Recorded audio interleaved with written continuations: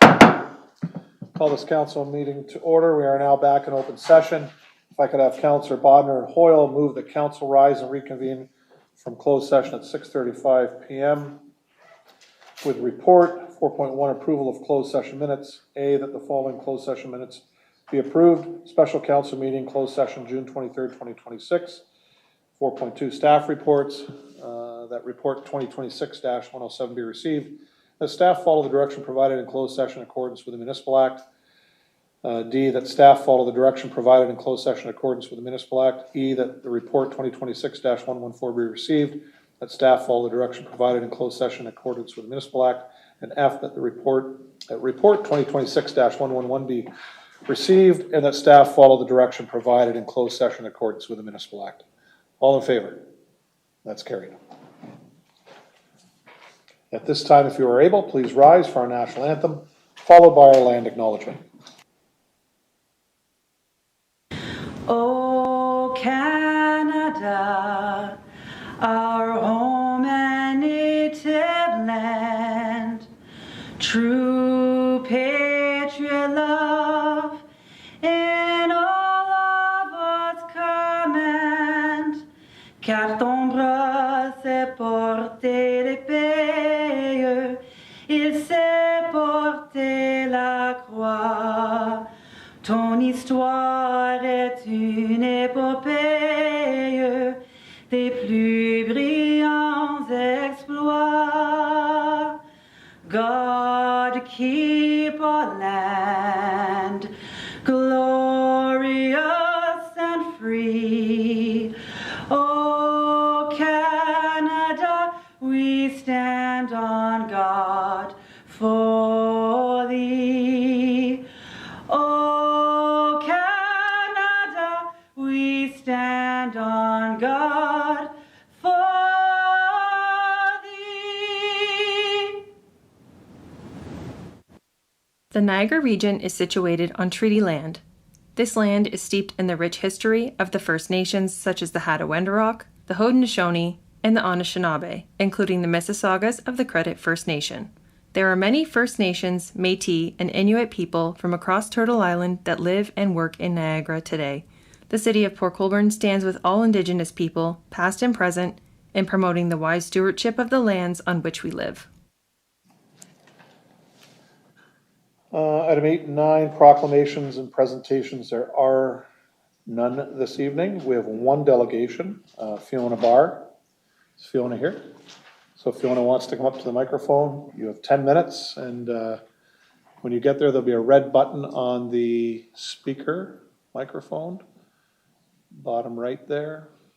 Okay. Yep, I see the red button. Yeah, and just have you state your name and address, please. And my address as well? Yes, please. Good evening. My name is Fiona Barr. My address is 567 Ontario Street in St. Catharines. And I can start? Yep, go ahead. Okay, perfect. Hello, my name is Fiona Barr, and I am proud to call Niagara Region home. For more than 20 years, I've served Niagara as an Ontario Works case manager and a child welfare worker.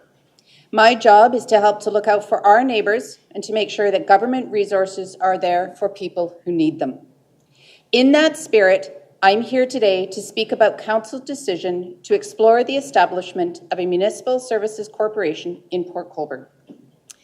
I am the first VP of CUPE 1287. CUPE represents over 90,000 municipal workers in the province of Ontario, and approximately 1,500 of these members work and live in the region of Niagara and are represented by CUPE Local 1287, the main CUPE local within the region. 1287 is a large composite local with many sublocals that represent a number of workers in the region of Niagara, lower-tiered municipalities, and other non-profit employers. CUPE Locals 1287.19 and .20 represent the workers in the City of Port Colborne and the Public Library. CUPE Ontario is the largest public sector union in the province, representing the majority of unionized public sector workers. Our comments are framed not only with workers' interest in mind, but also as community members who live and serve in this community in which we work, and for CUPE's priorities are to ensure good working conditions for all workers and to ensure that services and infrastructure remain public. Allow me to say at the onset, anything that threatens public control of water, introduces competing interests, or undermines governance and accountability is a threat to public safety and public trust. Water is not just another service, and it is certainly not a commodity. It is a basic human right and a fundamental part of public health. For that reason, I believe that water must remain under the direct control of Council and not given over to a corporation board that is unelected and non-responsive to voters. I understand the financial pressures Port Colborne is under to maintain an aging infrastructure. Our province has systematically underfunded municipalities, infrastructures, and services for years. The removal of development fees is only the latest in the long string of moves that have starved cities like Port Colborne of the resources needed to properly maintain, invest, and grow. That's the context and the importance, and it is important we are not blind to it. It is also important that we don't allow the financial pressures of the moment, pressures the provincial government has allowed to grow, to compel this council to make a decision that generations of residents will have to live with. Simply put, a municipal services corporation will sacrifice residents' ability to have a say in water, it will surrender the transparency, and it will open the door to future privatization. Residents elect councillors, not corporate boards, to oversee drinking water. Today, decisions about water are made by elected officials in public meetings, subject to public debate and regular elections. If operational authority is transferred to a corporation, residents deserve clear answers about how accountability will be maintained. Will board meetings be open to the public? Will agenda and minutes be published? Will contracts be publicly available? Will financial information be disclosed? Will residents have the same opportunity to address the board that I have to address you today? Those are not minor details. They go to the heart of democratic accountability. Water is not a business opportunity, and we have seen when it is treated as one. Councils have accountability built into their structure through public meetings, budgets, deputations, audits, and elections. A corporate board operates differently, and before council proceeds, residents deserve to know exactly what oversight will remain. Water is not a business opportunity. In Hamilton, 135 million litres of untreated sewage flowed into the harbour. In Alberta, one town's water bill soared 68%. And we all remember what happened in Walkerton, where corporate controls and failures of oversight didn't just cost money, but lives. We are having this discussion amidst the backdrop of an upcoming election, and we're going to the poll in just 3 months yet. Today, you are proposing an incredibly important change with minimal input or attention. Any change to the governance of our water system deserves the highest level of public scrutiny. Residents deserve meaningful consultation before such a decision is made. In my view, every candidate seeking election this fall should be prepared to tell voters exactly where they stand on this issue, whether they want to hand control of water over to a corporate board, or they stand for not only public ownership, but public control and accountability. Tonight, I ask Council to pause this process, commit to a full public consultation, and allow residents to decide whether they support removing the governance of drinking water from direct Council oversight. Water belongs to the people of Port Colborne, and they deserve a meaningful voice before any decision of this magnitude is made. Now, I know there was documents shared, and one was a pledge. And I also ask that you sign that pledge that you've been given to confirm that Port Colborne water is going to remain public and will not be privatized. Thank you. Thank you. Just so you know what decorum is like in council chambers, if you haven't been here before, no cheering, booing, clapping, so just keep it down, please. Thank you. Thank you. Questions? Anybody have questions? Thank you. No, nobody does, so that's fine. Sierra? Through the mayor, just the presenter, thank you for the presentation, and we appreciate the ongoing dialogue and the relationship that we have with QP. I don't know if council wants, but I could maybe ask Mark Rogers. He's our advisor, our lawyer on this project. I know he's given us lots of advice. We've been talking to the community for about 18 months on some of these projects.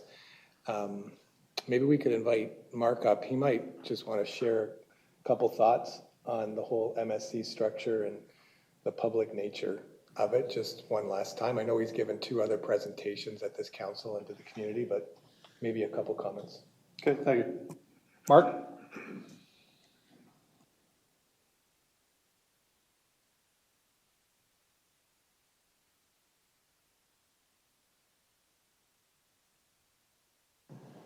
Well, thank you, Mayor. Good evening, everyone. Maybe just very quickly, I did also review the materials that Ms. Barr filed a couple of days ago, and maybe just to clarify a few things might be helpful for council and the members of the public. The first is Ms. Barr's, she got a legal opinion from a lawyer in British Columbia, but that was all framed around Bill 98. And the point is that what we're doing here has nothing to do with Bill 98. It's different legislation. So all those arguments about the concerns, that's a different law altogether. What we're doing here is we're creating a municipal service corporation under the Municipal Act. And that is the legislation under which most municipal service corporations are created. And we've seen across the province, councils use these for things like affordable housing, workforce housing, recycling, renewable energy, and so on, telecom, rural broadband. So that's important because under the Municipal Act, it prohibits these corporations from being privatized. The legislation says you cannot issue private share capital for a municipal service corporation under the Municipal Act. So the concerns about somehow by creating this corporation, it's going to be privatized. It just will not happen under the legislation that we're doing. So I wanted to put people's comfort to that point. The Municipal Service Corporation will be 100% municipally owned, and there will be a shareholders agreement with the town being the sole shareholder. And under the legislation, the town can also remove certain powers from the board of directors to make those decisions themselves, including things like setting rates. So the control, while it will be through another organization, and there's all kinds of financing, efficiency, best practices around that, at the end of the day, the buck still stops with council in terms of rates and that shareholders agreement. So I hope that might be helpful. Just another couple of points that came up tonight. Just on Walkerton, just to clarify, that was not a privatized water utility, that tragedy. That was part of a public commission. And the issues that there arose were things like inadequate chlorine levels, proper monitoring wasn't done, records were falsified by the staff of that utility, failed to report certain things. So that was not a privatized situation. And out of that came a report, the Swain report, and one of the recommendations to deal with things like financing, transparency, was the creation of these companies. So this kind of goes back to that tragedy and that report some 15 years ago. So I'm hoping, Your Worship, that might be helpful just to clarify a few points. Thank you. CEO, anything to add? No, you're all set. Council, have any questions? No, great. Thank you, Mark. Oh, sorry, Councilor Bruno.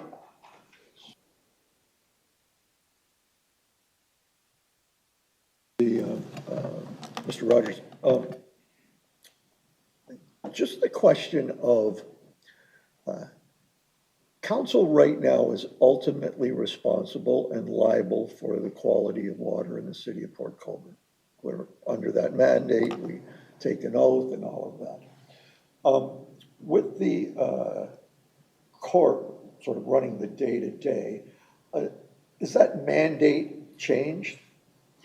Yeah, it can, because there will be that operational control with the utility. However, as I said before, depending on the powers you take back, you can also take back those liabilities. So the detail will be in that shareholders agreement and what you allow the company to do and what you decide as council. Okay. I think the other thing that I wanted the members of the public and to the speaker, and particularly to the lady who keeps shaking her head about the Walkerton incident and the law behind that. One of the things is I drink the water here. My family drinks the water here. My grandchildren drink the water here. I'm not going to put things at risk for that. I want the people who run the plant now to keep running both plants. This process has never been about changing operators or the regulation. And I don't think any of us want that. And it might be crazy to not want that. It might be helpful to have the opportunity, if you're willing, to sit down with the CAO and have the dialogue, expand on the questions that you're asking right now. Because I think that, it's pretty hard to get 9 people to agree on anything without a lot of digging, a lot of money spent. So I don't go take this lightly, but I can tell you the reason probably all of us here have investigated the idea where we're at now is that the people in Port Colborne deserve a better deal than they have right now.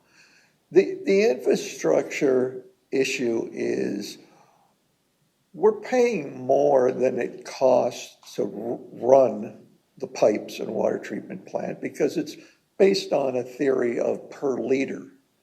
And so if you have leaks and you have infiltration, right, you got to do something about it. And that's on us.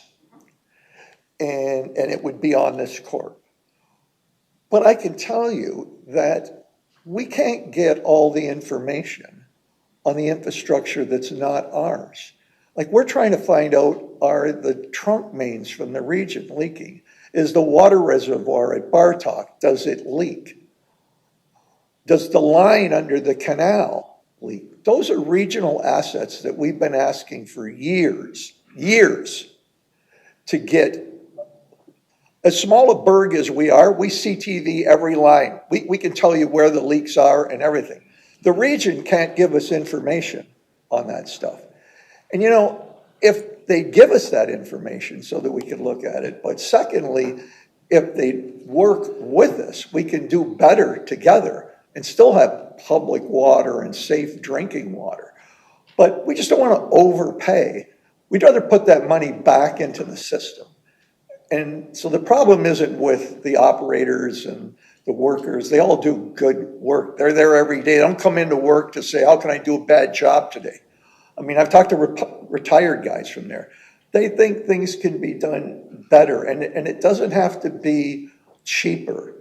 It has to be better. Because if it's better, we can use some of that savings to put back in the system. This isn't going to spit out dividends and pay for that. There's years of work to do underground here. And, we just want to get at it quicker and faster because every day we're sitting here, more water's being lost. So whatever gets us to that goal is where we're at. And I encourage you to sit down with our CAO and Mark and ask as many questions as you want. Further questions to Mark, Councilor? That's it. Okay. Because I think it's important that they Yeah. understand.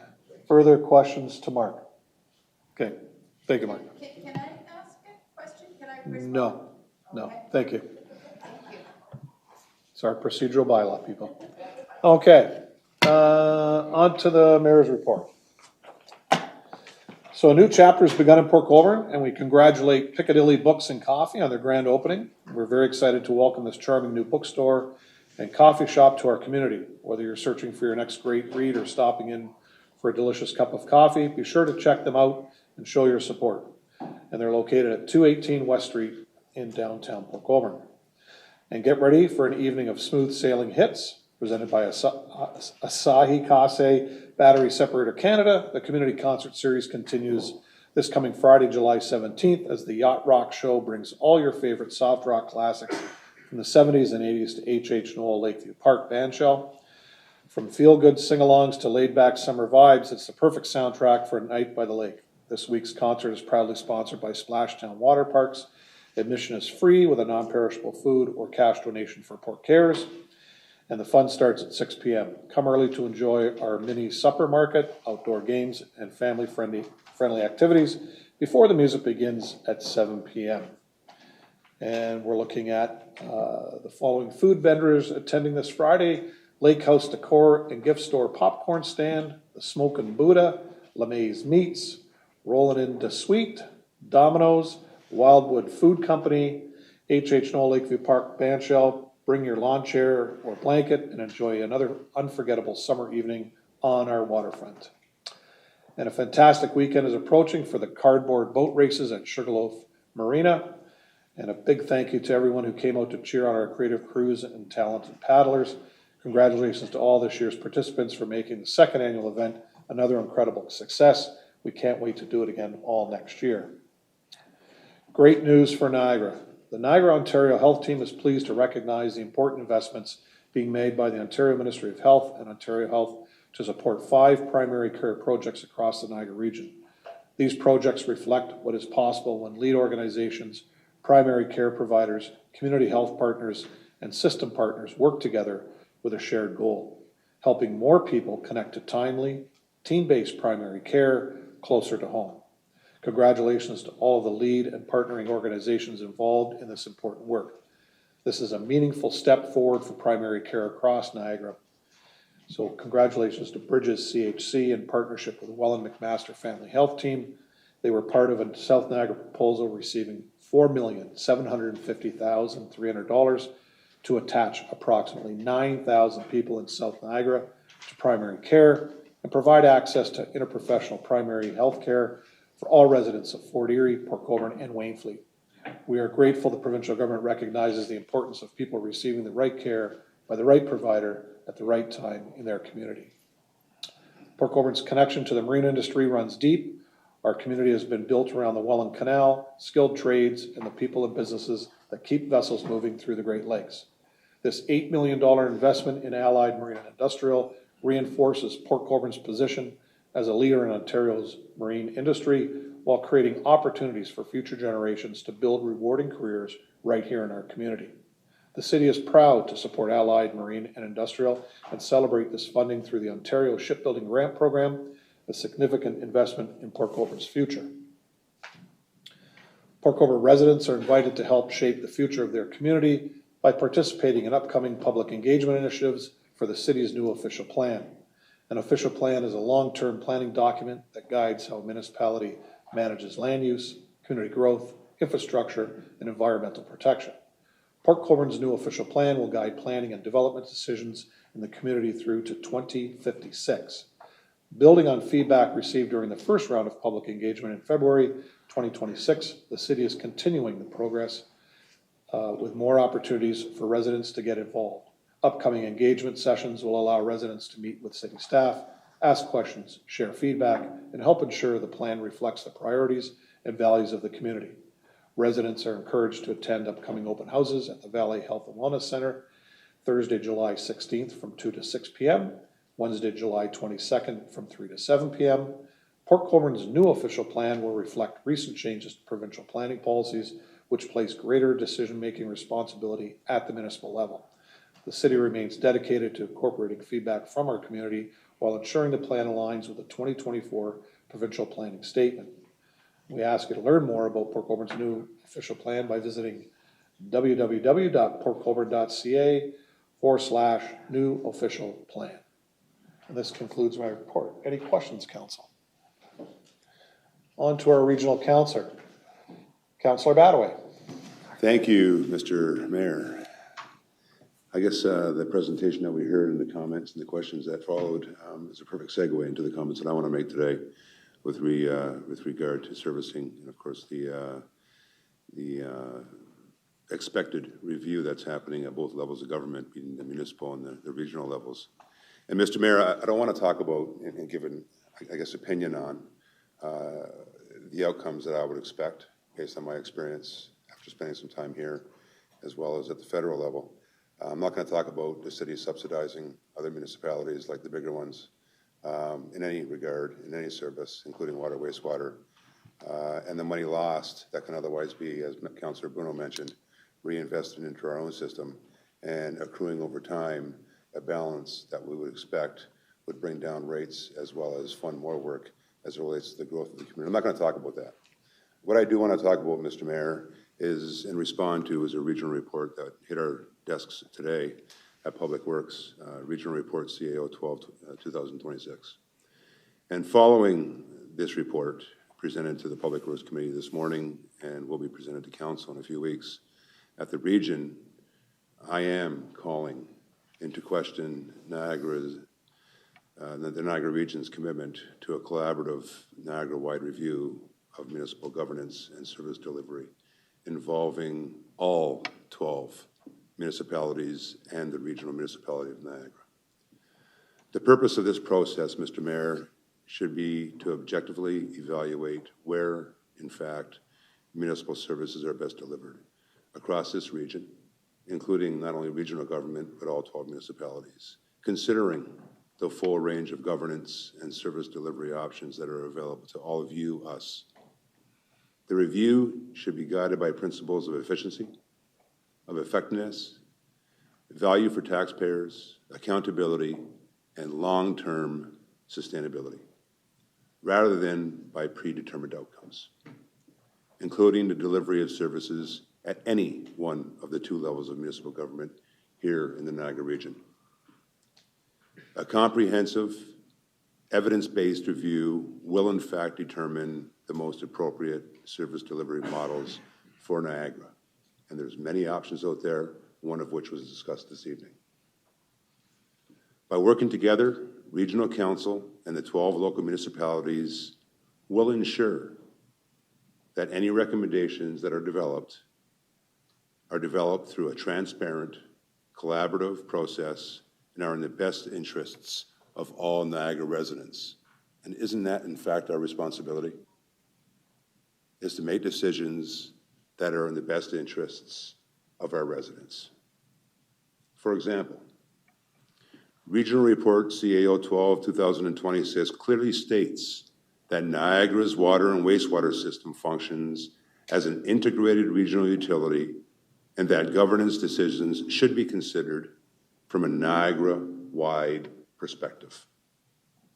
The report further identifies the region's governance and service delivery review together with the Ernst & Young Core Services Review as the appropriate forums to evaluate future governance and service delivery models.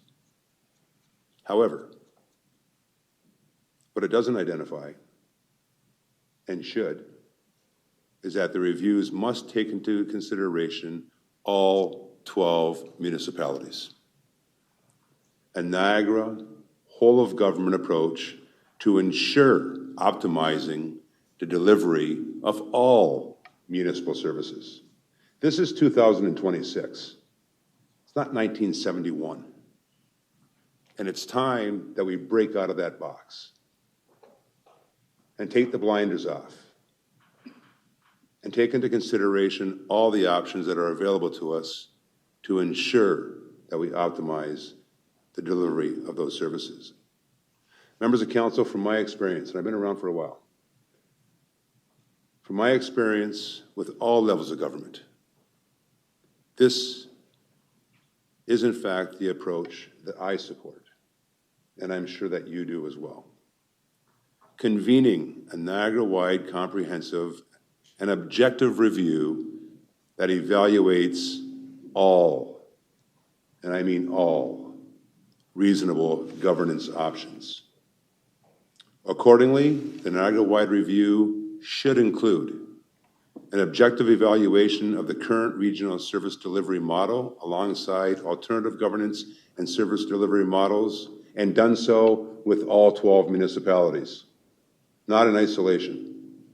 How many businesses in the corporate world do you know that do service reviews, that do them in isolation with all the departments that they actually host?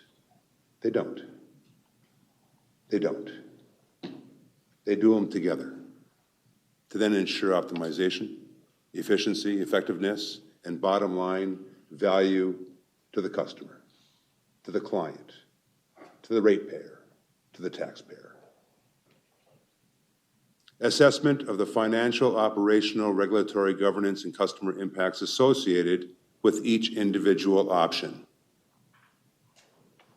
Part the rhetoric, part the politics, part the other stuff, and just get on with it.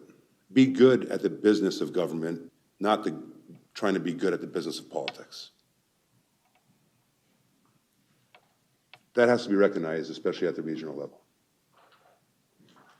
Consideration of emergency provincial legislation and governance reforms, not only in terms of the operational side, but also the capital side, so it includes the federal government as well.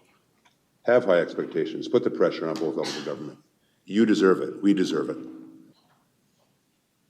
Meaningful engagement with all 12 local municipalities throughout the review process is essential. And recommendations supported by evidence, analysis, and public interest rather than predetermined conclusions. We've seen that in the reviews that were done in the past. We've seen that with the Berkeley report. We've seen that with the other reports that were done following that. All consultants know where their butters or their bread's buttered. But when you have 12 municipalities working with the region, it makes a big difference. And therefore, the report and the recommendations and the outcomes that are expected are done so once again in the best interests of Niagara as a whole versus as individual municipalities of the region itself. A Niagara-wide review should neither presume nor exclude any governance model at the outset. Instead, it should provide council and the public with an impartial assessment of the full range of available options for delivering safe, reliable, financially sustainable, and accountable municipal services across Niagara. Across Niagara. So remember that.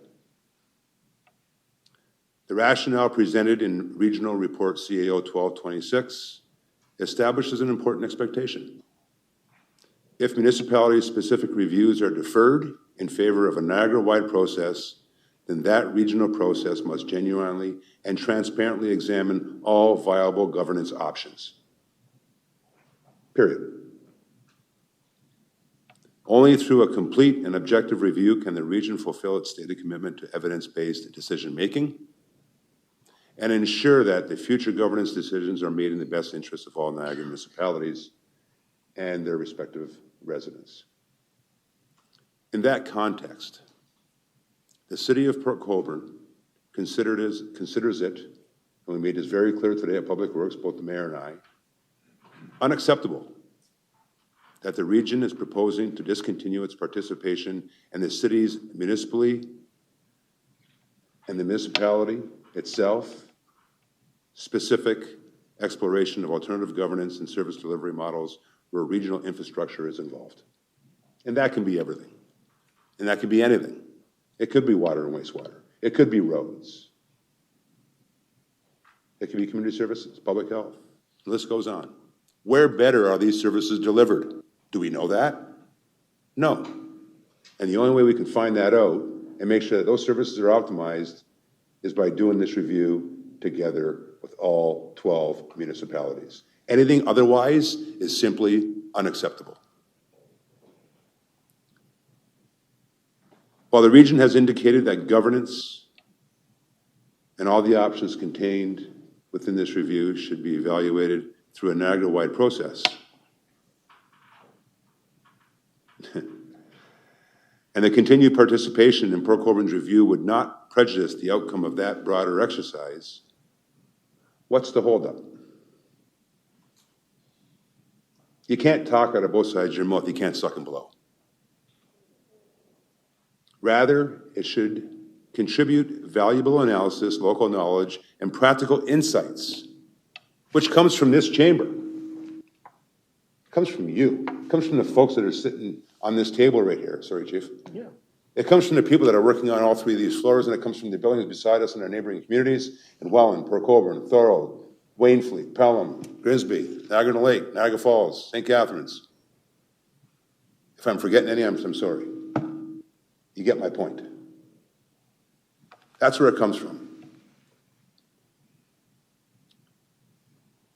And frankly, those insights that could in fact inform the region's own governance and service delivery review and core services review is expected. I'm quite frankly sick and tired after 30 years of this.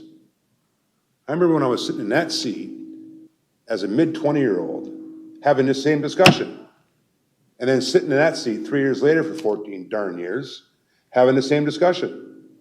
It always seems like it's governance, it's hospitals, and it's police stations. Like, what the hell is going on here? It's 2026. Let's act like it. We're a world-class destination. Let's act like it. It's well overdue. The city's review here in Port Colborne is indeed intended to identify opportunities to improve efficiency and effectiveness, accountability, value for taxpayers, and long-term sustainability. These objectives are consistent with the principles the region has identified for its own Niagara-wide review. They've already identified that. Once again, what's the holdup?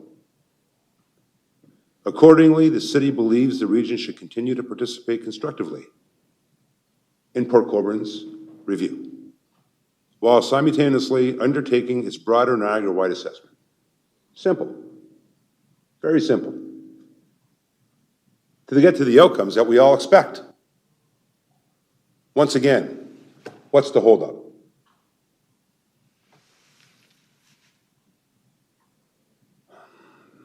The processes are complementary, not competing. Let's stop trying to separate. We should be convening. We should be coming together. We're not competing.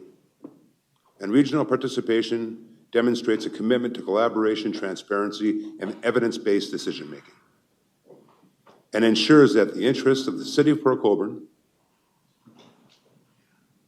and the Niagara taxpayers are appropriately represented throughout the review process. Bottom line, members of council, withdrawing regional participation is inconsistent with the region's stated commitment to collaboration within the very reports they're presenting to regional council and the reports that are coming down to this municipality and all other 11. Mr. Mayor, I look forward to the time that I have left before I get sidelined in October, unfortunately, but I won't be quiet. I may not be sitting in this seat, but I'll be sitting from some seat, although it might be in my dining room. But you can be rest assured that you'll still hear me. And quite frankly, I look forward to you folks, and you, Mr. Mayor, in particular, sitting around that group of 12, 13 including the regional chair, to proceed with this process, to ensure that the ratepayers, the taxpayers, and all those interests that we're trying to protect are looked after. Thank you, Mr. Mayor.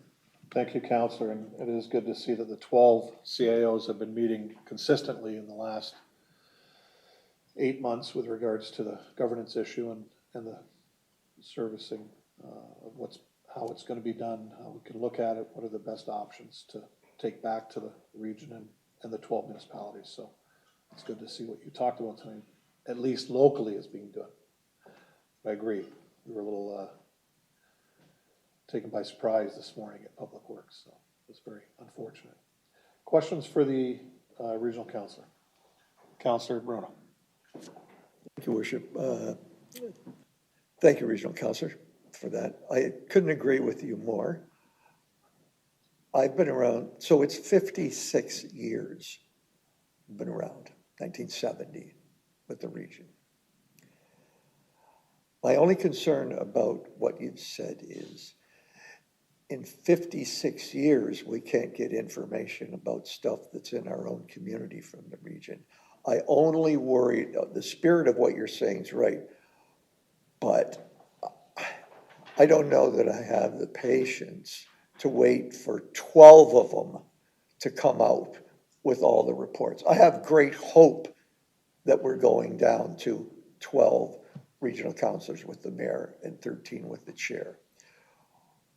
But I've seen a lot of ragging the puck and a lot of empire building and a lot of people at the top and a lot of changes. And what we want to accomplish here for the taxpayer, I cannot understand why it is so difficult to disclose what's in your system, what's in our system, compare the two, fix what needs to be fixed.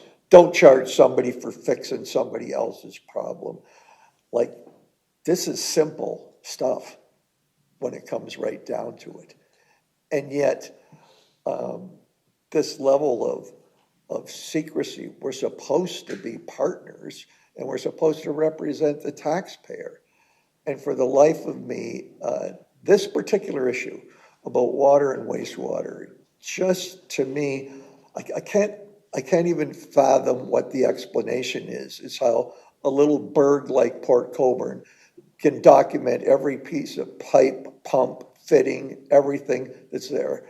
And the region with the physical might and very few trunk lines either refuses, can't, doesn't have the money, doesn't have the expertise. I don't know what the issue is, but you know, we're at this stage that if you can't, in one of the smallest municipalities, get your act together to give us an assessment of your own infrastructure so we can sit down and talk about what you need to do, what we need to do, and get it fixed. I find it so disappointing, but I'm almost really at a loss for words that colleagues in a water department here and the water department at the region aren't able to share information. Like, I don't, you know, shouldn't be a trade secret. It's pipes. Like, as you say, I hear your exasperation after all these years, but we're supposed to be doing for right. And so, you know, maybe what's come down, I don't know what's going on at the region, but like, this is simple stuff. And we've got lots to do with all those other departments, whether it's transit or social services, policing, all of that. We can't get this done on pipes with our partner. Like, it's shameful, to be honest. Thank you. Thank you, Councilor. Thank you, Mr. Mayor, and thank you, Councilor, if I can respond to that question. And because you are asking a question, and that is why. Why is this happening? And, you know, essentially two points I want to make. One is that good news is that the report that came to Public Works today got deferred. So I was hoping we get a little bit more legs to it and that we can actually have it overturned. And that way we would get the information right away that we would actually expect. But at least it was deferred versus voted on in the positive, so that way we can still expect that information, although we might still have to fight for it as we have been in the past. When I say we, I mean more of the city, your CAO and your mayor, with my help. But we still got a regional council meeting coming up that has to ratify that. So there's still hope there to overturn it. And that's what I'll be talking to the mayor and the CAO about before that meeting. The second thing is the second point I want to make is probably more important. And I think for all of you, you can relate, especially for those that have been around for some time, is that you have an opportunity here to lead by example. And the city of Port Colborne is known to do that. You know, a lot of the things that we embarked on throughout the past many years, we led by example. We did a lot of firsts. And we all know what they are. You know, like you look at your CBRA, you look at Hydro, you look at the fiber company. You know, these are initiatives that brought in a lot of revenue for this community. Enabled us to pay cash for a lot of the infrastructure work that we've done. We accelerated almost 20 years worth of infrastructure work in 3 to 5 years. Back in our day, in my day, and paid cash, no debt, no taxpayers' dollars, based on the firsts that we've done. And we led by example. We had the City of Toronto, the Harbourfront Commission come down here to look at our CBRA process to clean up the Don Valley and how to do it. And the list goes on. At this time, it's the same. So you have an opportunity right now to lead by example on doing what you're doing, on the reviews that you're doing here locally, and hope the other 11 follow suit to then dovetail and align with the review that's happening at the region. So good on you. and keep that up. Mr. Mayor, you have a city that you're leading right now that has led by example and is continuing to do so. Be proud of that. Keep doing it. Good on you guys, and hopefully the other 11 will follow suit. Thanks, Councillor. Further questions? Councillor Bodnar. Thank you, Mr. Mayor. I think we are all shocked to hear that Councillor Badaway won't remain quiet. I would expect no less, Councillor. Carry on. Thank you very much. Thank you, Councillor. Seeing no further questions, thanks, Vance. On to our consent agenda. Due to conflicts and councillors wishing to speak on items, every staff report except for item 13.3F have been lifted, and those reports will become items 14.2 to 14.6 respectively. Councillor Aquilina has also lifted several correspondence items, which will become items 14.7 to 14.9. Is there anything else to lift? Okay, if I could have Councillors Danch and Elliott move that council hereby approves the listed consent items on July 14th, 2026, that the consent items be approved on the recommendations as combined therein. All those in favor? That's carried.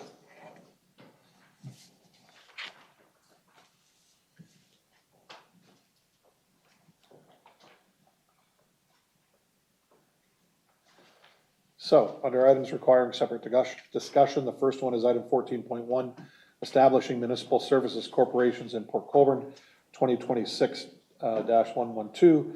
If I could have Councillors Bagu and Bruno move that the Office of the Chief Administrative Officer, Department Report 2026-112 be received. The Chief Administrative Officer and the City Clerk be directed to formally establish two municipal service corporations based on an updated MSC business case attached hereto as Appendix A, including the execution and registration of any required agreements and other documentation, with the first corporation to be known as Port Colborne Municipal Enterprises Limited, serving as the holding company for current and future MSCs, and the second to be known as Port Colborne Public Water Limited, responsible for the ownership, management, operation, and maintenance of any city-owned water, wastewater, and stormwater infrastructure within the municipal boundaries of the city of Port Colborne. That the council adopt the shareholder declarations for Port Colborne Municipal Enterprises Limited and Port Colborne Public Water Limited attached hereto as appendices C and D respectively. And the council adopt the articles of incorporation for Port Colborne Municipal Enterprises Limited and Port Colborne Water Limited attached hereto as appendices E and F respectively, and that the bylaw to adopt an asset transfer policy attached hereto as appendix G be brought forward, and that J. Mark Roger William C. Steele, and we'll have to look for a third member of council to sit on, or a second member of council to sit on this, be appointed as representatives on the initial boards of directors of Port Colborne Municipal Enterprise Limited and Port Colborne Public Water Limited. So before we go to any questions, do we have a councillor that wants to step forward? Or does anybody want to nominate somebody? Or yeah, go ahead. I was going to nominate myself. I want to be on it. You asked who wants to be on it. Okay. Oh, there you are. Councillor Baggett? Thank you, Mr. Mayor. I was going to nominate Councillor Bruno. Okay, Councillor Bruno? Yeah, seconder for that? Councillor Bodnar? Questions or comments? Any other councillors wishing to step forward? Seeing none, all in favor? Well, that's carried. So Councillor Bruno will be appointed. Now, questions to staff on this? Any questions? Seeing none? Oh, Councillor, go ahead. Councillor Baggett. Thank you, Mr. Mayor. I already know the answer, but I think a lot of people would like to hear the answer also, Mr. Mayor. And our city water operators will become employees of the Port Colborne Public Water Limited Company.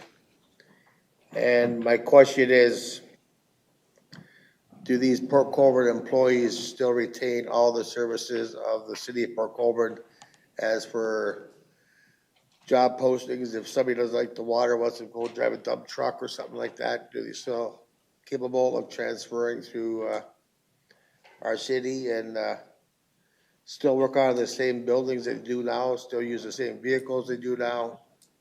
And just how would that work, Mr. Mayor? Thank you, Councillor. CAO? Yeah, through the Mayor, to the councilor and council. Our goal is to make it no different for any of our city employees. We can use a shared service agreement, and we would work with CUPE, with our HR department to be able to facilitate a simple and easy transition. Our goal and outlaid in the business plan is that everybody maintains the same rights, the same benefits, the same locker room, the same truck. All of that will continue to be maintained. Counselor? Thank you, Mr. Mayor. Just a quick comment, Mr. Mayor. This whole thing about here would have happened if the region would charge us for water, wastewater, well, what we're using. That is some formula that they want to make extra money, and we're paying for the Niagara Falls sewage treatment plant that's also $3 million in a hole, and now I hear they're going to move it because it's not working out there. So I'm sort of disappointed in the region, Mr. Mayor. They never came on board with us, even though you many times and our regional councilor many times. It's just that it's a money grab for the region, our citizens paying our bill. And I hate opening up that blue envelope, see that blue bill every month, Mr. Mayor, and I hate paying for it, but I do. I don't want my grandkids to be paying for it. They play catch up, and I know it was in the report somewhere that it came to council in 1979 that we have to start fixing our infrastructure pipes. And I'm glad to see this council, the past council, has taken the lead and start fixing them. And I'll still pay my water bill, Mr. Mayor. I won't be happy about it, but I'll pay it. Thank you, Counselor. Further questions? Seeing none. All in favor? That's carried. Thank you, Council.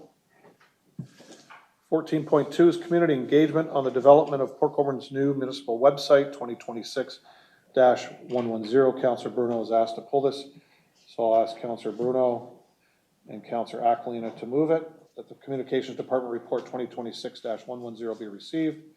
Councilor Bruno. Thank you, Worship. Happy to support this report. We certainly do need a new website. It's served its purpose, but in today's world, it needs to be updated and refreshed. And I'm glad that we have someone as capable as our Director of Communications to lead the charge and scour the marketplace to choose the firm that we've had.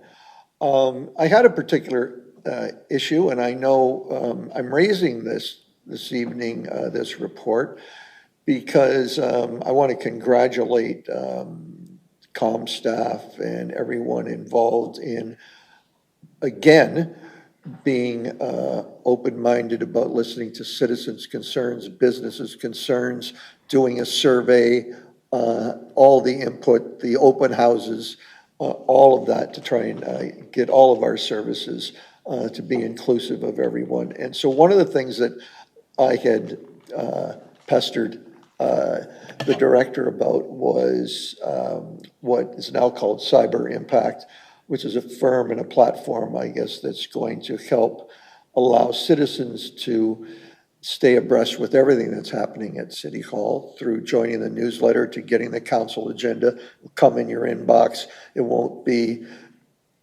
getting it every day like some stuff that I get, and it won't be pestering you or asking you for money or any of that stuff. But I'm just wondering, Jasmine, if you could explain that interface with the for data gathering and email subscriptions, how that will work. Will be on the home page. What if you know at this point what one can subscribe to, and how that might be able to be used for all our marketing activities. Absolutely. Through you, Mr. Mayor. Thank you, Councillor Bruno, for the kind words. My team and I are very excited about this project, so thank you very much. We are looking forward to working with Cyber Impact. So the company that's building our website is called Up and Up. Cyber Impact is kind of an add-on that will allow us to do email. I'll use marketing in quotation marks, but send emails to residents who are subscribed. So one of the ways someone can subscribe once we launch our new website will be on every page of the website in our footer, there'll be a red button that says subscribe. So it will be really easy to see. And there'll be different things that residents could subscribe to, whether that's the e-newsletter that we'll send out every other week, for example, or if they just want to get emergency communications from us, for example, if we have a power outage or something like that, or any other emergency that they might want to receive an update on. Or it could be something different, like they're only interested in community events. So they'd be able to decide what they would like to subscribe to. The list won't be endless. We will keep it fairly reasonable because we don't want to overwhelm anybody with what they can subscribe to. But we're also going to work with our customer service team so that when we have an interaction with a resident, if someone calls in or they come to the counter, we can actually say to them, would you like to subscribe to our e-newsletter? So we'll sort of grow that email base so that we can have that list, because we have a list right now, but it's quite small, and we think most residents don't really know about it. So there'll be a period of time where we're growing the list, we're getting it more and more people can subscribe, and then in a year's time, or maybe 2 years' time, we'll have a really good email list of residents if we need to reach out for an emergency, or we just want to tell people when the community concerts are. Just one additional one. Can you tell us, will they launch concurrently at the same time? Through you, Mr. Mayor, that is our goal, yes, and that will be the end of September. Thank you. Councillor Bagley. Thank you, Mr. Mayor, and thank you, Jasmine, for being here. I do have one question on your survey, that 57.3% of the people were only somewhat confident that our website is accurate and up to date. That concerns me, and how are we going to improve on that with our new website? Through you, Mr. Mayor, that is an interesting stat that I also noticed. I think that it's probably a fair assertion, though, at this time. Our website does have a lot of outdated information on it. We haven't had a great governance process over the last while, and we are going to do our darndest to do better. One of the benefits of the platform that we've chosen is that, so for example, if you have an old piece of content, you don't just upload something new and the old one stays. This one, the old one gets replaced. And so right now we do see a lot, if you Google, for example, I don't know, animal licenses from another year, sometimes you get a Google result that is old. And that's because the old content is still sitting on our content management system. When we move into this new system, that old content will go away, and over time the Google results will fade, and we will be not uploading 2 versions of that bylaw. We'll just have one, and then when we put a new one up, the old one will go away. So I think we will have more integrity with the information, and hopefully we'll be able to sort of rebuild that trust with residents, that they know when they come to our website, they're getting accurate information. You, Mr. Mayor, so when they say, what are you looking for? I type in bylaw for trees and push enter. I'm not going to get 300 freaking entries that date back to 1968, 1972. So you're saying I'm going to get the most accurate information? Through you, Mr. Mayor, yes. And I'll also add that my team is working with the clerk's team and the bylaw team as well, and we're going to make bylaws really easy to access. We're going to create what I think we're calling an office consolidation. The clerk is nodding at me, so that's good. So that will mean when we have different amendments, did I get the right word? We'll put all of those documents together. So if we have a bylaw and then we have 10 amendments procedurally, that's sometimes hard for residents to follow. So we'll have an office consolidation of one document that they'll be able to look at, and they'll see the whole bylaw as one piece. It'll be much easier for people to follow. Well, thank you, Mr. Mayor. Thank you, Councillor. Further questions? All in favor? That's carried. Next is item 14.3 is Meadow Heights Subdivision Phase 2, Stage 1, Plan 59M-195, Assumption 2026-98. This is brought forward for Councillor Beauregard's conflict. So if I could have Councillor Danch and Bruno move that the Planning and Development Department Report 2026-98 be received. that the bylaw assuming the primary and secondary services in the assumption of Meadow Heights subdivision Phase 2, Stage 1, Plan 59M195, attached hereto as Appendix A, be brought forward for council's consideration. Questions? All in favor? That's carried. Next is purchase of 15 King Street, 2026-118. This is brought forward for Councillor Elliott's conflict. If I could have Councillors Bodner and Hoyle move that the Government Relations and Government Business Enterprises Department Report 2026-118 be received. That Council approve the agreement of purchase and sale between the City of Port Colborne and West Pier Marine, Inc. regarding the purchase of 15 King Street.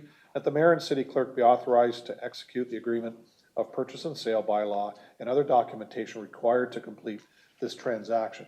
Questions? All in favor? That's carried. Item 14.5 is disposition of city property, Invertos Parcel A, agreement of purchase and sale 2026-85. This is brought forward for conflicts for Councillors Elliott and Bruno. If I could have Councillor Danch and Beauregard move that the Planning and Development Report 2026-85 be received and that Council approve entering into the agreement of purchase and sale with PWG Invertos Inc., also known as the Primeway Group, owner Keith Cumming, JR-.1 for the city parcel legally described as part of Lot 27, Concession 3, part of the road allowance between lots 26 and 27, closed by bylaw number 567 as described in BB 53056, geographic township of Humberston, now in the city of Port Colborne, being Part 1 on Plan 59R 18344, that the Mayor and City Clerk be authorized to execute the bylaw for the agreement of purchase and sale and any and all documents respecting the sale of these lands. Oh, he has one? I apologize, Councillor Beauregard. You weren't on my list for this one. So Councillor Beauregard, Councillor Bruno, and Councillor Elliott's conflict. Oh, Councillor Aquilina, will you just second that? Okay, so we have Councillor Aquilina. Questions? All in favor? That's carried. Woodville Municipal Drain Summary 2026-58. If I could have Councillors Bagu and Aquilina move that the Public Works Department Report 2026-58 be received. The Council proceed with the third and final reading of Bylaw 72325424 with amended changes to adopt the Wignall Municipal Drain Report as prepared by Paul Marsh of EWA Engineering Report. Councillor Bagu, you had a question? Yes, Mr. Mayor, thank you very much. I have a question regarding the cost, the interest on the engineering fees. Basically, the city has to pay pretty well $37,000 on interest on fees that we owed. Why? And I see now there's an internal problem or something, and supposedly we got it fixed, but I just find it very difficult to accept that much money that we got to pay interest on fees rather than somebody paying interest on their taxes to the city. So it was disappointing to see that, Mr. Mayor, but I am glad to see it's been fixed and hopefully permanently. The other one, Mr. Mayor, is one of the tribunal's decision was about the pumping of the lake head. And the billing, but I just want to know how that works. Like, do we bill every year at the pumping of our drainage, or is it every so many years we send a bill to whoever's affected, I guess, the pumping costs? So I'm going to take your two questions. I'm going to divide it. One goes to the CAO, and the second one goes to our drainage superintendent. Yeah, I know, yeah. She is the drainage superintendent. CAO on the question of interest. Yeah, through the mayor to the councilor and council. So the interest there that you see, correct me if I'm wrong, team, but that's the interest that the city is allocating to the drain over a period of time, and this drain has had work done for many years. So what we're really doing is we're, I guess, unwinding that interest charge because I guess we charged it, and now we're going to pay ourselves that interest. So we'll end up unwinding it.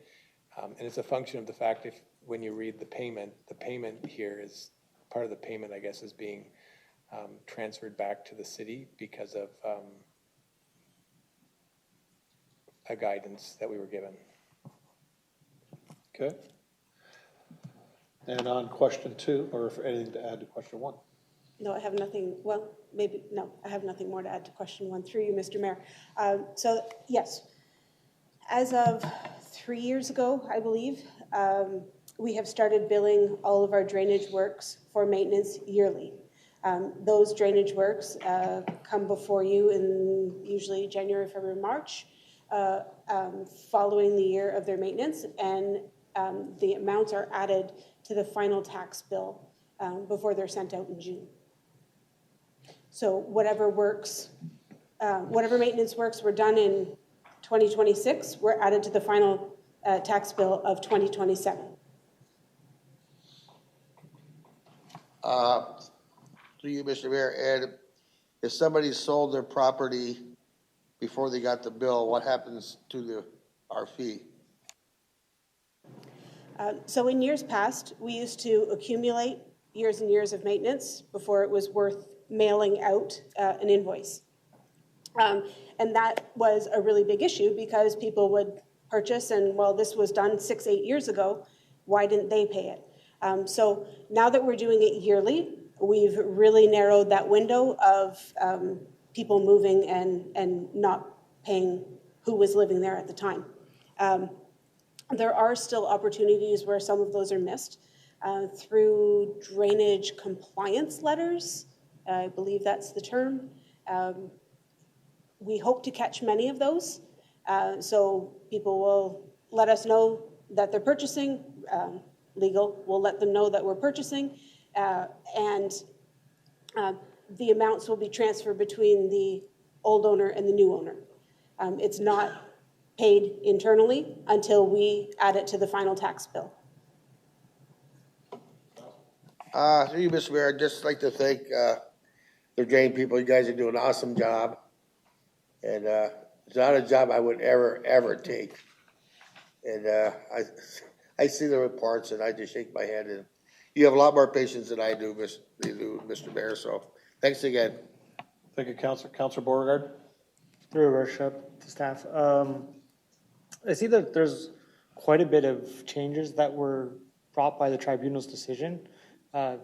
Is that, I haven't been around long enough to know exactly, like, been through many of these, where they've gone through the tribunal and we get a decision. So forgive me for my ignorance, but is there usually this many changes that are ordered by the tribunal that are essentially against us or not in our favor? Through you, Mr. Mayor.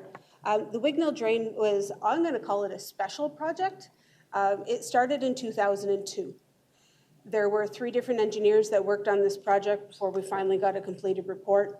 There was work that was done along the way. So typically, no, is my answer. No, we don't usually have that many costs against us. But in saying that, the tribunal can make any decision. So if you were to go and say, you know, this report should be thrown out, or this report, you know, is charging me too much as an appellant, the tribunal can make that decision, and rather than put it on the remainder of the watershed, typically the municipality is the one that's saddled with that. Through you, I just noticed that a lot of the decisions were because we put it on the drain and then they took it off the drain and gave it to us, saying that it's our responsibility. And the one in particular that I think that we may have been able to foresee would definitely have been the costs of the other reports that were done that we weren't ever completed and we billed them. Like, there's usually these type of precedents or other cases that we could, through a legal opinion, have received some kind of response on that. So I'm just kind of surprised that maybe we didn't see that one. Through you, Mr. Mayor. So we weren't necessarily doing anything wrong by charging all of the previous engineering fees to be part of the engineer's report. Again, back to the 3 engineers, Why staff at the time didn't go through legal to try and recoup some of those costs. Well, the first engineer went bankrupt, so you're not going to get anything there. The second engineer walked away from the project.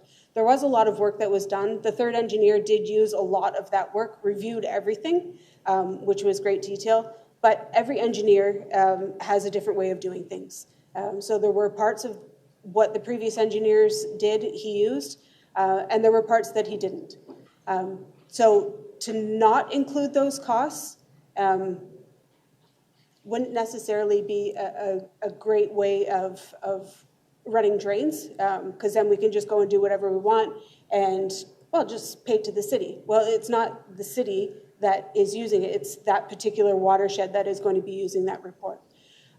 Because of the time lapse, because of the variety of issues that happened, that's why the tribunal did say, no, city, you're paying for these. So. Here, just one last thing.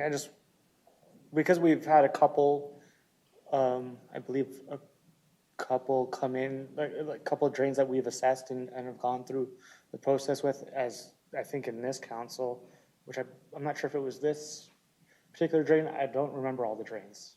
There's a lot of different drains, but I just want to make sure. Is there anything that we can see, like, I don't know, is there a way we can protect ourselves from any potential, issues of drains that we know that are going to be going to the tribunal, and it might be a difficult conversation. Or a question. I'm just wondering if there's anything that we can do. Through you, Mr. Mayor, I would love to say that we are never going to go to the tribunal again. We're going. However, I spent the entirety of today and yesterday and 7 other days in a separate tribunal hearing, and we're still not complete. So what the decision of that is going to be, I have no idea. I attended a tribunal hearing in April for a separate drain from the one that I was talking about. I still haven't received a decision. I have 4 or 5 more reports that are still coming. I would love to say that they're not going to go. I don't know. It depends on the appellant, or it depends on the landowners and if they want to appeal. To be able to say, I know that there's never going to be any more issues, I'm lying. We do have the Beaver Dam drain, which is expected this year. I've been saying that for some time, but it really truly is expected this year. And again, that report had 2 engineering firms working on it. The first one walked away. They were the second one for the Wignell, and now we've had this third one. Our second engineer finally finished the report. So I don't know. Sorry, just through you. Based on that decision that we just got, are we going to be able to change how we deal with that, with the payment for that engineering report that was done and they left? And are we going to take on that responsibility, or are we just going to put it on the drain, essentially, still? Through you, Mr. Mayor, I still believe it's correct to add it to the cost of the drain. The work was done. There is a possibility that we will be paying it in the end. Depends how the tribunal sees it. Councillor Aquilina? Thank you, Mr. Mayor. And Councillor Bogard touched upon the questions I was going to ask and briefly talked to the clerk about this, but I'm just going to confirm with you.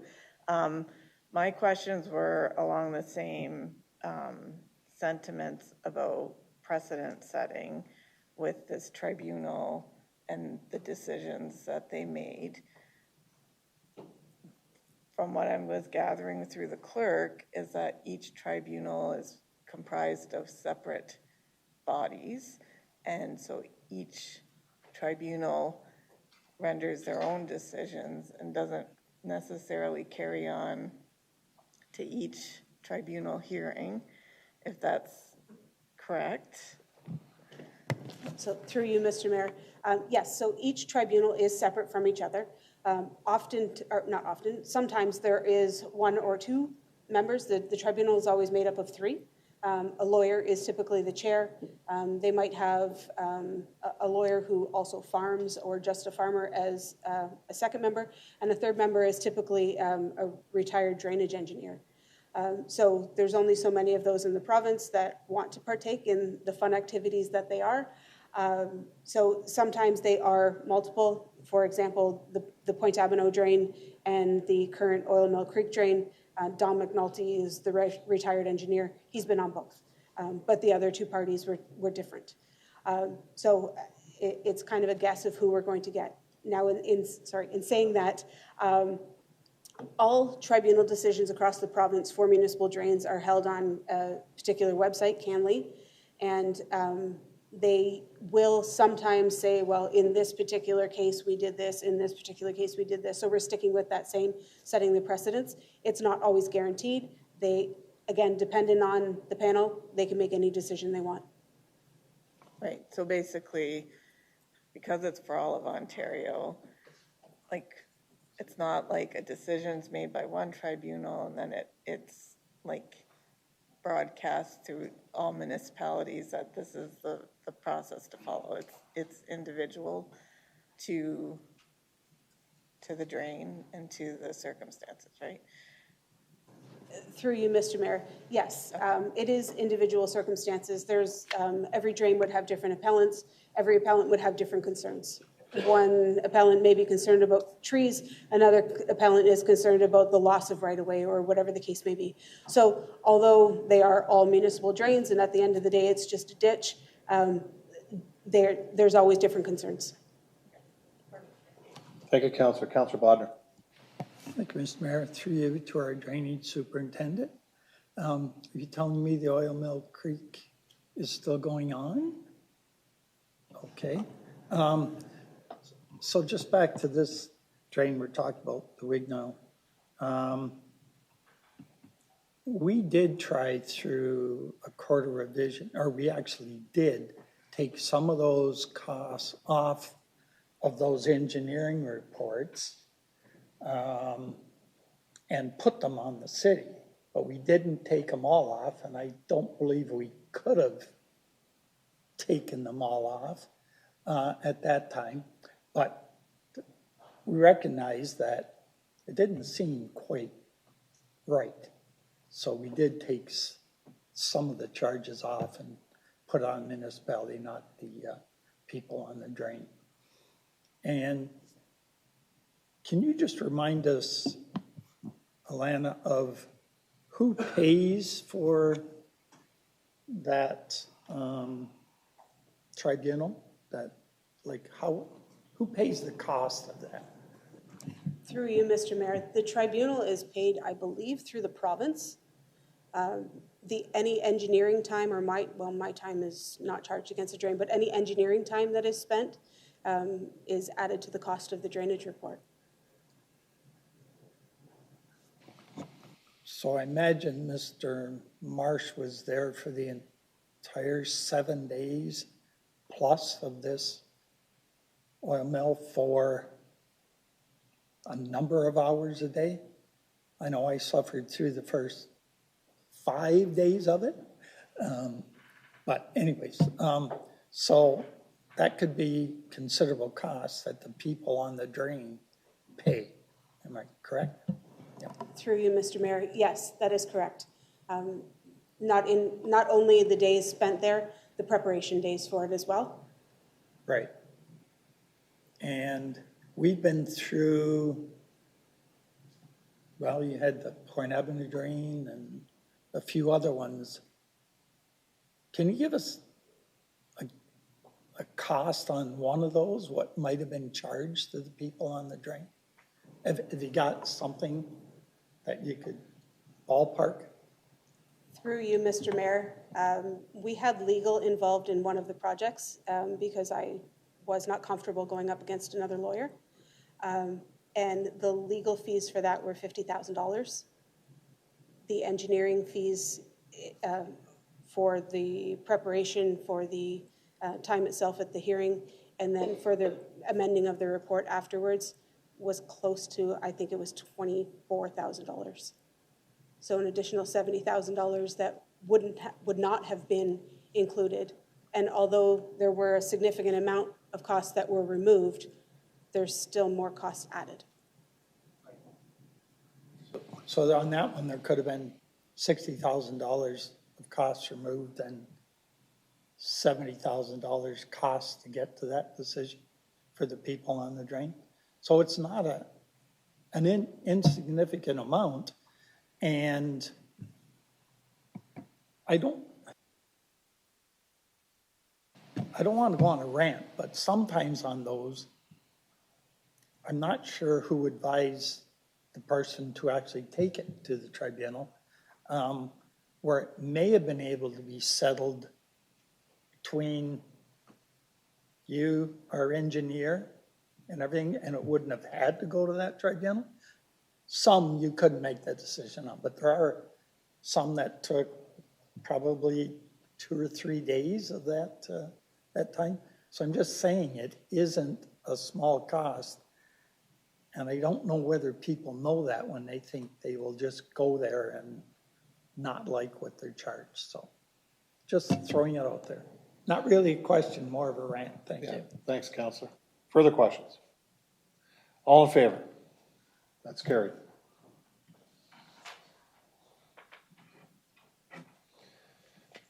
Next is 14.7, City of Mississauga.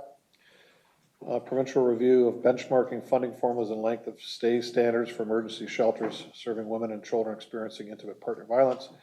Councillor Aquilina has asked for this to be pulled, so if I could have Councillors Aquilina Hoyle move that the correspondence from the City of Mississauga regarding provincial review of benchmarking funding formulas and length of stay standards for emergency shelters serving women and children experiencing intimate partner violence be supported.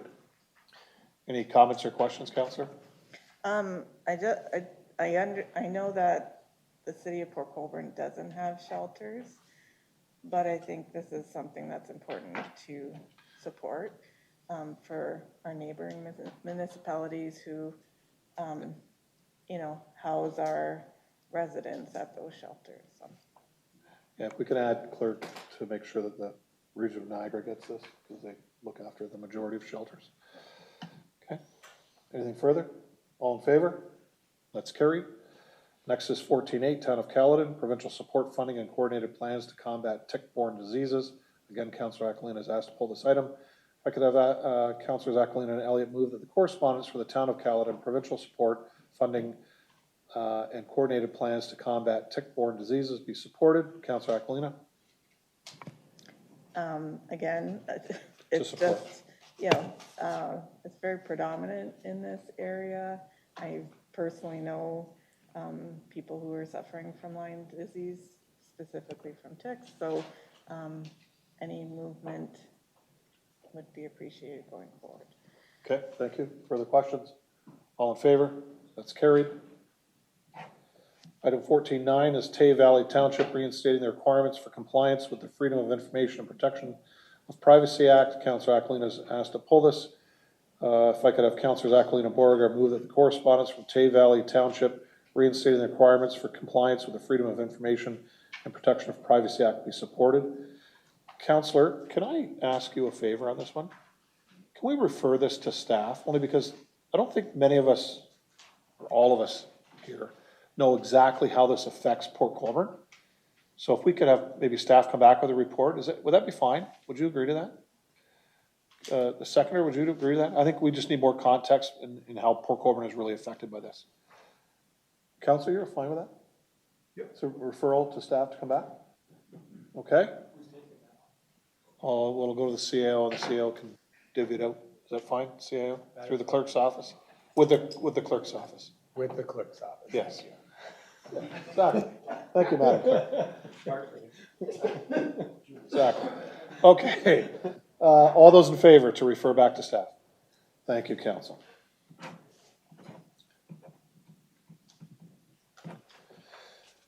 All right, staff remarks.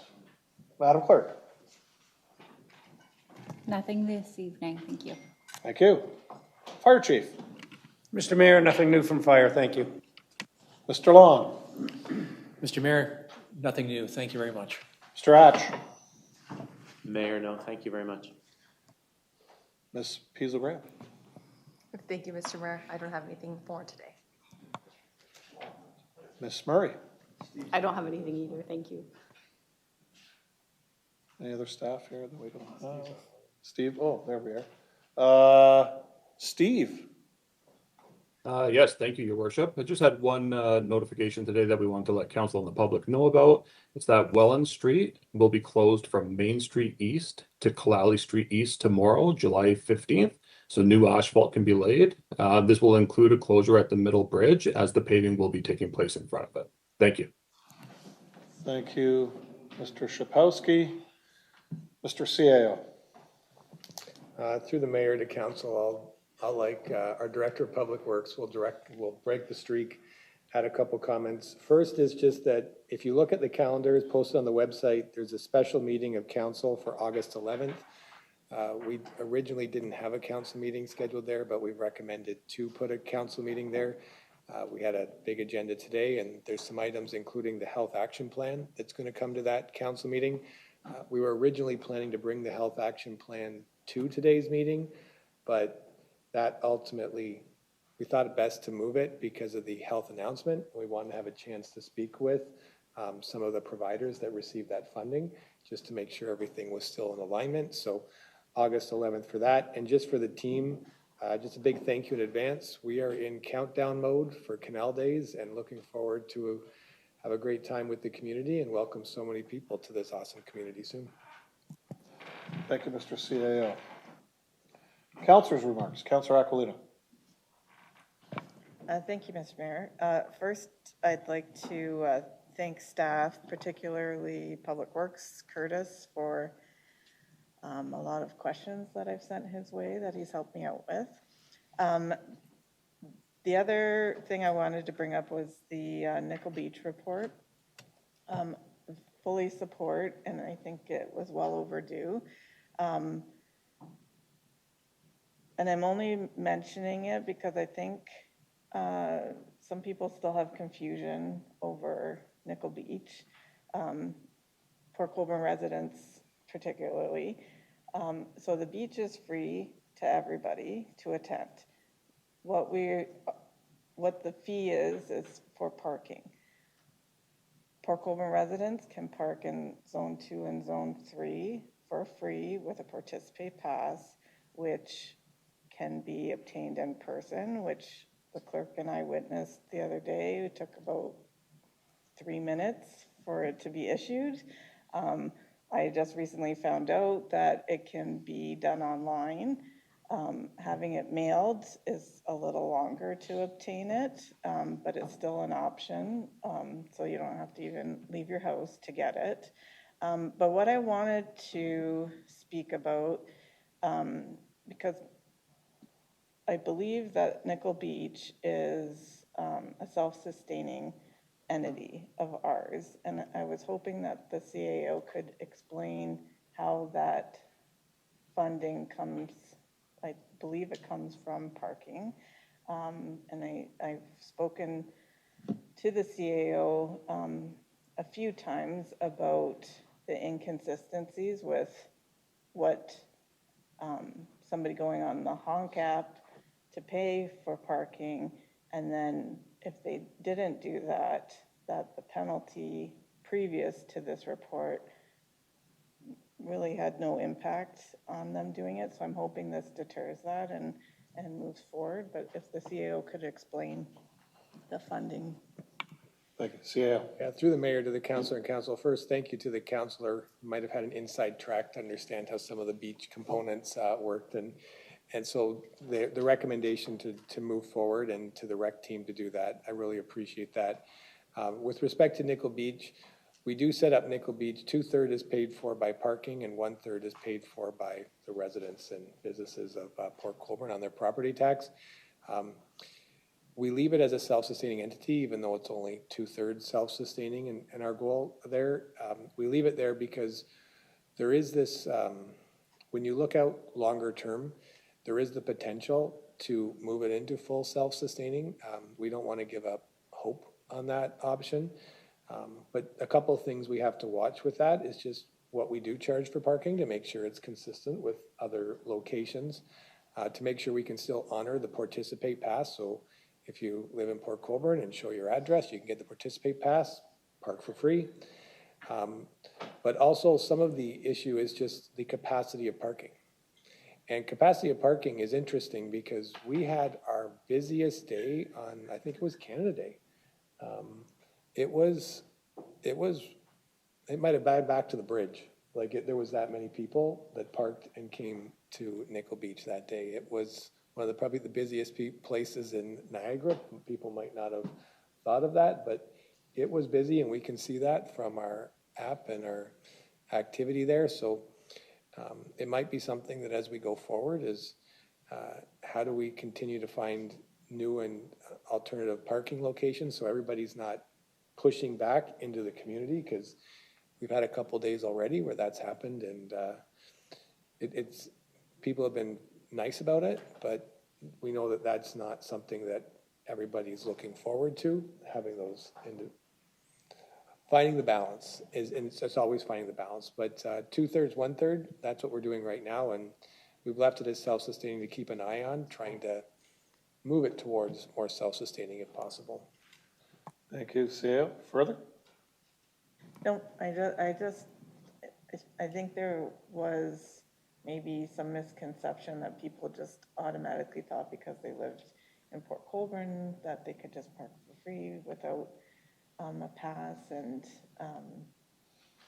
you know, if you're walking, it's completely free. You don't have to pay for anything. So I just wanted to clarify a few things. But anyway, thank you to staff for doing the report. Thank you, Councillor. Councillor Borger.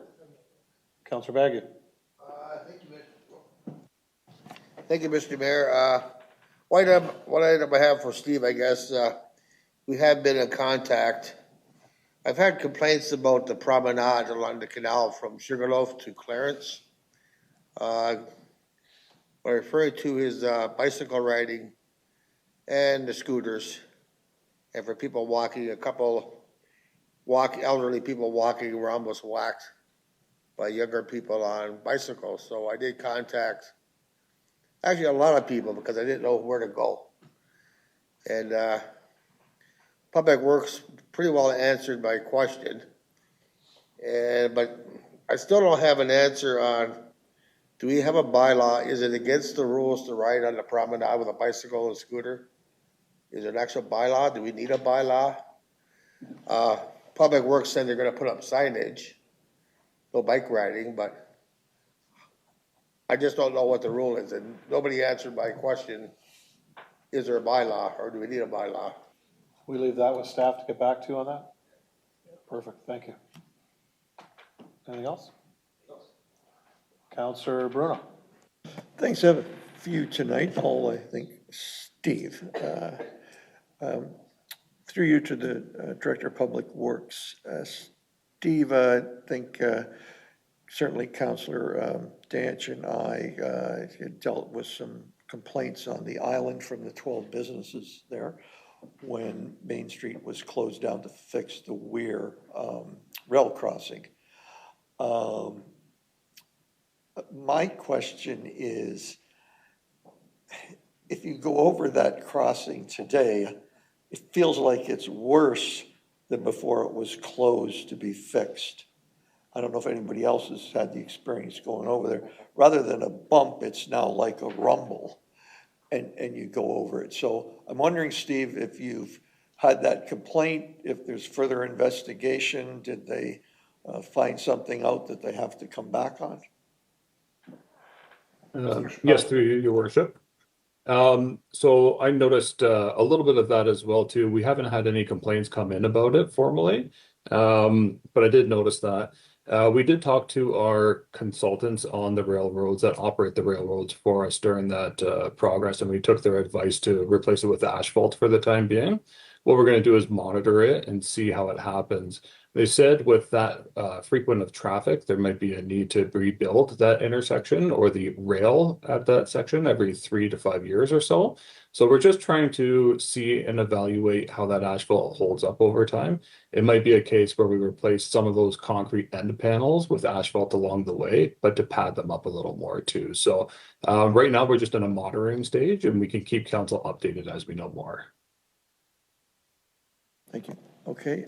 Second one is with respect to, I had two citizens, two different times, oddly enough, came to me about potentially the city pushing for an accelerator lane coming out of Stonebridge onto Highway 58. So JBL's getting busier, that other plant will open. And so I know when you come down the escarpment there, you often see those trucks who can't gear up faster. They're just sort of sliding through so they don't have to start the whole gear up. And I don't know if we could talk, if there's a way they test that at the MTO or monitor that, or frequency of near misses. Is there anything you can do to check into that I can report back?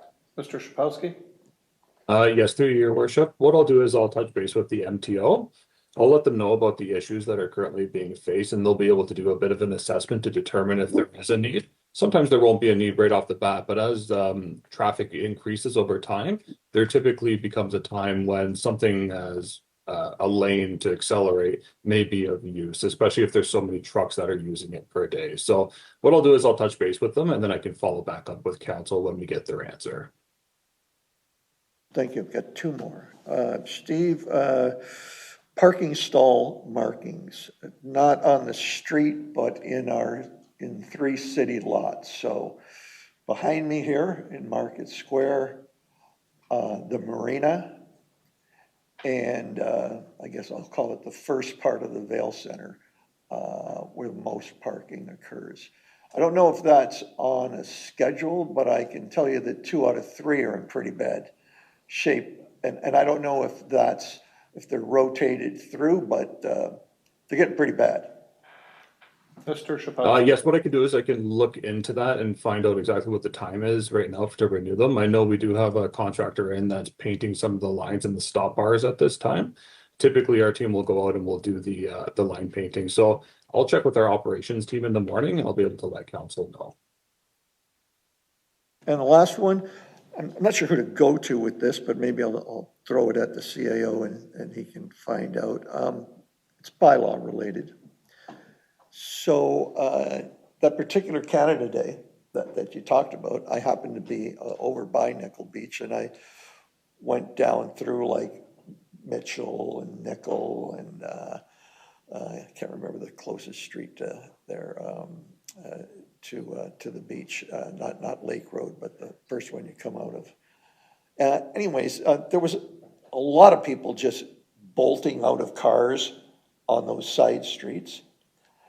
And I'm interested in knowing our level of enforcement, because I think when people don't pay, it makes a mockery of those that do pay.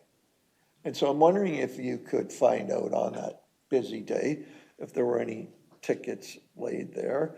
And I also would like to know at the marina, at the boat launch, I bring this up usually every year, what the ticket level has been there.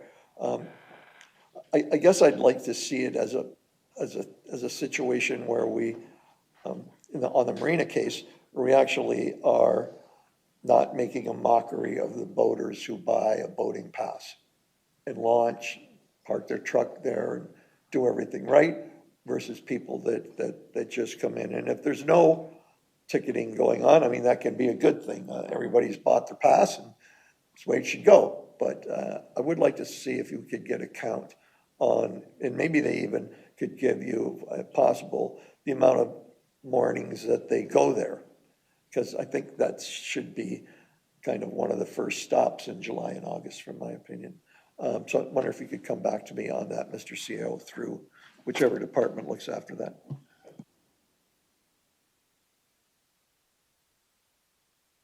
Thank you, Councilor. Councilor Elliott.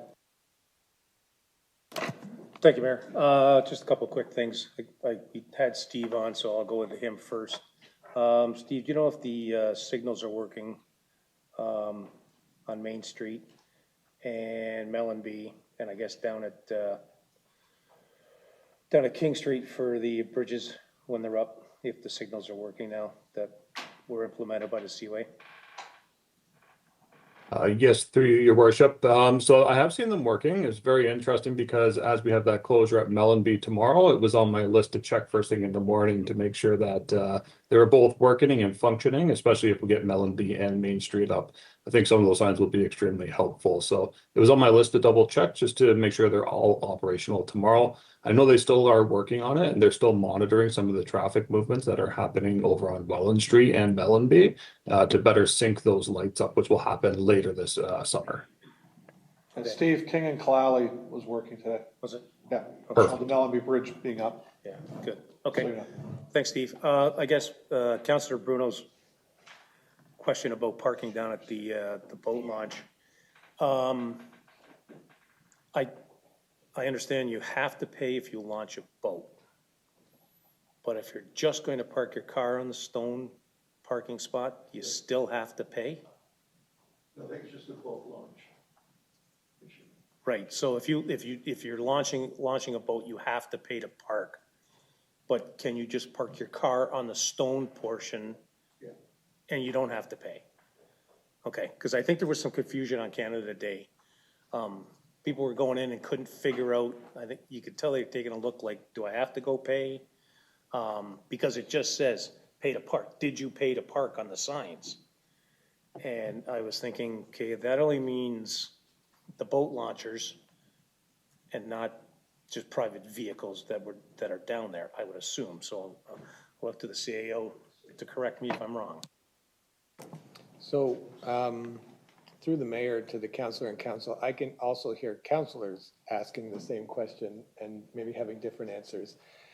I wish I knew the answer to that because intuitively, that area we want to restrict for the trailers for people with boats. And if we just recommend for anybody to go park there, then you might not have that space for trailers with boats. Now, it is the Canada Day event, and we do have a big event, and Optimist and is all putting it on. So traditionally when those events happen, just like the community concert series, we don't go and ticket there. But if it wasn't for that event, I'd have to check with our bylaw because technically our bylaw might say any parking in that area. It's not just restricted to people with a boat trailer. So let me get clarification for that and we can have a conversation how we want to deal with it. But for the council to know, we do not ticket during Canada Day in that area and we do not ticket during the community concert series. But we could maybe work on, at a minimum, some additional signage to explain that people can use that area because we want them to be able to come to the park, enjoy the Optimists, enjoy all of that. And if we're creating stress for people when they're parking, that's not fun to start off your event. Yeah. Thank you. And just one last thing, just with Councillor Bagu, talking about cyclists on the sidewalk. Is it not part of the circle route, the sidewalk that goes along the canal? I thought that it was. I thought that there's the signage that says Friendship Trail that you can ride down. And the only reason I say that I think that it is because with parking on both sides of West Street, if you were to make cyclists ride down West Street itself on the street, it's pretty narrow when there's parking on both sides. So I would venture to say that it's more dangerous to have them on the street than it is on the sidewalk. But I could be wrong, but I think it is part of the trail. So just a heads up for that if you want to take a look and make sure. Thank you, That's Councillor. all. Thanks. Councillor Danch? Thank you, Mayor. I just want to echo what Gary said about the Weir Bridge there. I think we need to take a second look at that because I go walking by there fairly early in the morning and it's definitely not better than it was, that's for sure. It was really good there a couple of years ago when they initially put those concrete barriers in there, but it's lost its pizzazz, to say the least. So if we could have another boo at that, I appreciate it. And the only other thing there, the walk path behind the condo on Sugarloaf Street, we've got those nice yellow barriers there. They're all repainted. They look pretty smart. The bolt's missing in the one, and the barrier completely turns. So I don't know if you want to drive a truck through there, you could. So we need to get a carriage bolt, hex bolt, something like that, put in there. It's always been there. The other three are locked. The one closest to the road is not. So if we could have a peek at that, and that's all I got for this. You're talking about the park side, Frank? Parkside, those yellow barriers? Yep, That's yep, it, yep, by the tracks. Yep. Okay. You got that, Steve? Okay. He's scratching, isn't he? Yeah, he's scratching, yeah. Reminds me of that 50s song, Poison Ivy. Councillor Hoyle. To the mayor, not to repeat all the stuff I've already heard about Nickel Beach area and parking and not much of, how you say, presence of bylaw. If we can get bylaw to be more of a presence in the area, especially during these hot days, and if we can add Cedar Bay into that, because I've been there for those days and some interesting things. I just forgot to take a picture for you. One more thing, it would be for, well, you might as well add road ends, because I'm sure it's the same issue at road ends now. The last thing is for Steve. Princess and West Street, where the anchor is, if we can get a garbage pail there. There's cars now parked up most nights right up to the anchor, and they're leaving their stuff there.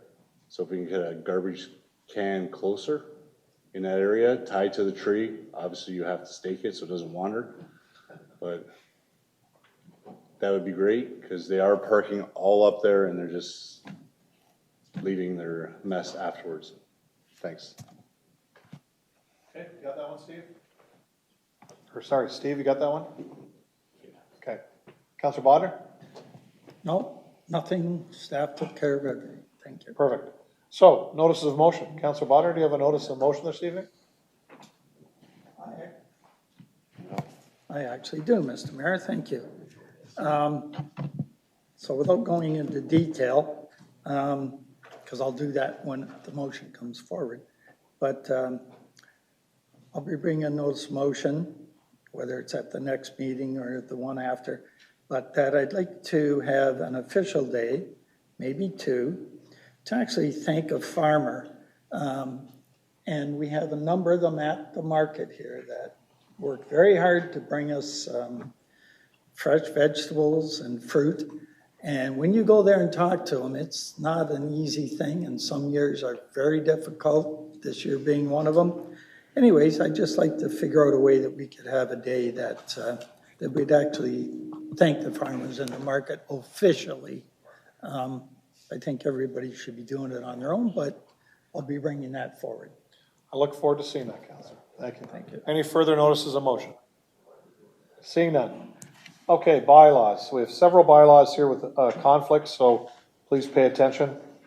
I have Councillor Bodnar and Hoyle moving that bylaw number 747766126 be passed and enacted as presented. We have Councillor Beauregard's conflict on that. Questions? All in favor? That's carried. Next is Councillor Elliott and Danch move bylaw 74786226 be passed and acted as presented. Councillor Beauregard, your conflict. Questions? All in favor? That's carried. Next is Councillor Bruno and Bagu that bylaw 74796326 be passed and enacted as presented. This is for Councillor Elliott. He has a conflict. Any questions? King Street. No. I got you down here, Councillor. Don't get ahead of the game, please. Councillor Elliott, you have a conflict on this one. All those in favor? That's carried. Councillors Acklin and Bodnar move that bylaw 74806426 be passed and enacted as presented. I have Councillors Elliott, Bruno, and Beauregard, all with conflicts. Questions? All in favor? That's carried. And this will be the balance of the bylaws. Councillor Danch and Hoyle move that the following bylaws be passed and enacted as presented: 7232, 7481, 7482, 7483, 7484, and 7485. Questions? All in favor? That's carried.